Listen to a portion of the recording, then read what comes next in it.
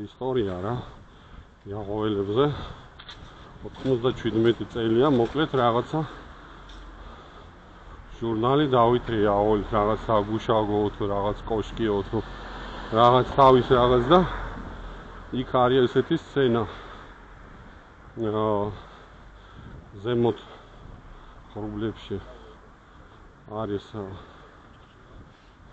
სიმპათიური რაღაც ანგელოზი, ქვემოთ არის ლამაზი გოგონა, ჭარი, ჭიდან იღებს წყალს. ახლა ვეკითხები ამ იაღოველს, რომ რატო უყურებს ეს ანგელოზი აი ამ გოგოს და მითხრა, რომ მოეწონა ბრძანო და ამ ანგელოზმა აიღო და ჭიდან ჩამოფრინდა, დაიშვა დედამიწაზე, მიიღო ადამიანური სხეული, ანუ ხორცი შეისხა, ანუ აქ უკვე ნახეთ რა მომენტია.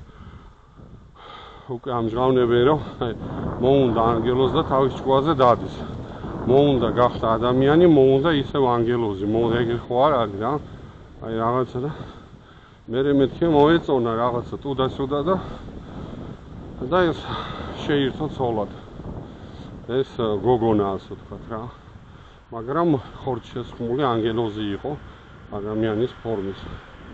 და ყველას ეგონა რომ იყო ჩვეულებრივი ადამიანი, მაგრამ მე შეეძინათ შვილები და ეს შვილები იყვნენ ჰიბრიდები. ჰიბრიდი, აი იქიდან მოდის ეს სიტყვა, ანუ მანქანები რო ყავს ჰიბრიდები, შეთავსებას ნიშნავს.